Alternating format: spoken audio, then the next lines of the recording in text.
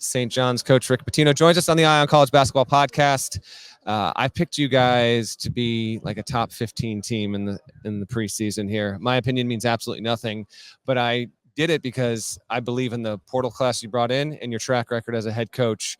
To this point in the preseason, do I look like a smart man or a stupid man? If I had hopped in on a practice in the past 2 or 3 days, what would I have seen with you and in your group, Rick? Well, I think what impresses me about the group is I can't tell you who the best player is. Obviously, Kadari Richmond has the biggest reputation. Yep. But on a given day, it could be RJ, it could be Aaron Scott, it could be Simeon Wilshire, it could be Zuby Ekafor. And that's the nice thing. It could be Davion Smith. So you don't know who the best player is. That bodes well because then you're tough to defend. They have outstanding quickness, very good athleticism. You could switch all 5 positions because you have a 6'3" backcourt. You mentioned quickness and athleticism. I don't know if these are going to be frequent talking points in the preseason or not, but obviously last season you had the infamous moment with the press conference and your team's lack of lateral quickness there. In all seriousness, are you expecting a significant upgrade defensively? I assume at the start of our preseason, Rick, you're maybe not as satisfied as you'd like to be on the defensive end, but where are they in that progression on that side of the ball? Well, remember after that incident that you mentioned, we didn't lose again. I'm aware. Yeah. So, there's many motivational tactics that you use to try and get your team to play up to their potential. Last year's team was a good offensive basketball team. Mm-hmm. We were not good defensively. And it's not because necessarily they're slow laterally. It's because defense is a culture and it has to be built that way. It has to be a belief in what you're doing. And when you get new guys coming in, first thing they think of is offense, and they know they're only going to be there for 6-7 months, and they've got to prove themselves. And that's the difficult thing about getting grad transfers. They're in a rush to get to some place, and it's not necessarily in building their games at the defensive end. Yeah. So we're much better defensively this year. Whether we're as good offensively remains to be seen. Is Richmond the most, in your mind, is he the key guy to unlocking that potential? Maybe it's Davion and what he can do as a lead guard as you kind of evaluate your team to getting to that level of offense. Who to you seems to be the skeleton key? It's again, I think RJ probably has the most physical talent on the team. Okay. He doesn't have a real weakness. He's long. He's 6'7". He's now shooting the ball really well, handles it well. He's an outstanding passer. He's a great on-the-ball defender. Mm-hmm. So he's the one that doesn't really have a weakness. Everybody in basketball has some sort of a weakness that they should get better at. He's pretty much a well-rounded basketball player. Kadari's terrific because of his size. Simeon Wilshire has improved immensely. Zuby Ekafor he had 27 and 13 against Rutgers at Rutgers. So he's playing great. So it's a fun group to coach because you have so many interchangeable parts. After you got close but didn't make the tournament, how did you take that result to impact the way that you schedule to prepare for the season ahead, Rick? We look at it, and it's nobody's fault. The bottom really brought us down because there weren't quad 1 games anymore, quad 2 games. Yeah. And that really hurt. Seton Hall hurt us. That's not going to happen this year because Georgetown, DePaul are much better. Xavier could win the league. They're very talented. They just beat Dayton at Dayton by 25 points in an exhibition game, I understand, but they're very talented. I watched them play. Creighton's terrific. Marquette's terrific. Villanova's very good.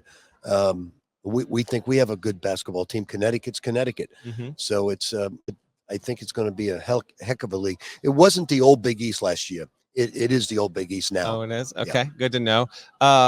I happened to be down in Virginia last week. I was there for Tony Bennett's retirement.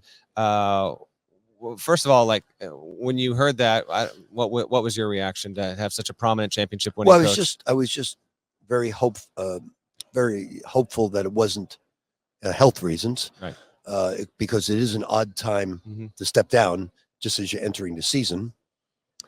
But Tony is a wonderful man, wonderful coach, one of the guys in the business that I really respect a great deal. But everybody has Everybody leaves the game, whether it's Dave Gavitt at a very young age or John Wooden basically at a very young age.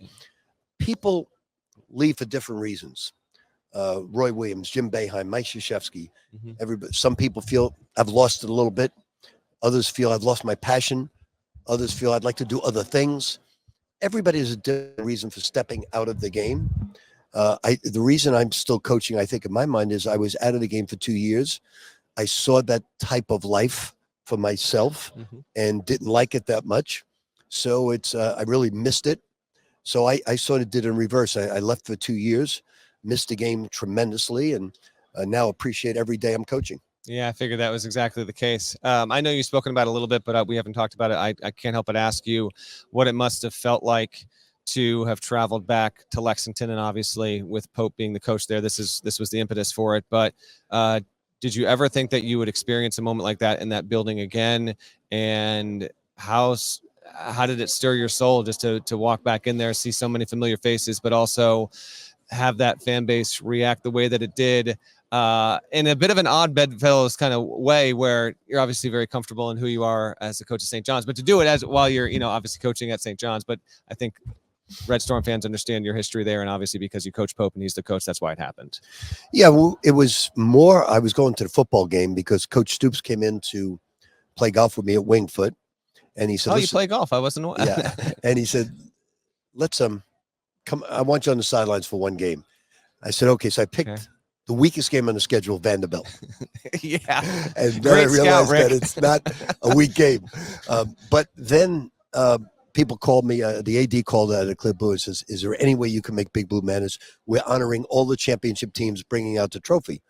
So we moved practice up, and I wanted to surprise Mark. He didn't know I was coming, and then being behind and mingling with all the ex-athletes at Kentucky, and then walking out, it gave me closure. Because when I went in there other times, I was getting 24,000 people booing me. And it got very emotional for me, and good closure that I can now move on. And I had a great experience from the fans. It was a wonderful night for me. I really appreciated the fan support I got from my ex-players as well as the people in the stands. And it meant a lot to me. And the plan here is St. John's at Kentucky next season, and the year after that, maybe. Unfortunately, I'm not sure the game's going to materialize because we were supposed to play a home and home. Yeah. Next year was going to be, I think, our 30th anniversary of the championship team, but they can't play the following year here. They want to skip a year, and we can't do that. So it may not happen. May happen. We'll see if they can work it out. Yeah, I mean, they gotta. This would be a wonderful thing for the game, and it's more on them than it is on the St. John's side. But that would be a wonderful thing. So hopefully that we can make it happen. Last one, then I'll cut you loose here. As we get ready to see you guys roll out first couple weeks of the season, what are the things that you need to see from your team? With all your experience and having gone through so many different kind of tours and campaigns, coaching teams, Rick, what do you need to see from your team games 1 through 3 or 4 to know that you've got a group that is capable of getting to the tournament, being competitive, being that top 25 quality? What can't they delay on? This can't show up. I can't see this in games on December 18th, December 20th.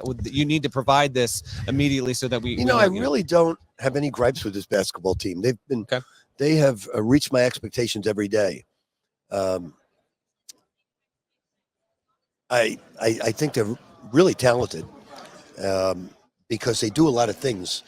They can handle it. They can beat you one-on-one. They can pass the basketball. They're good athletes. So there's not a major weakness. I don't look at someone and say major weakness. We've changed his shot. It's tedious. It's a task to change someone's jump shot. I think somebody needs to probably get a hold of Mikal Bridges and get back to his jump shot the way he used to shoot it.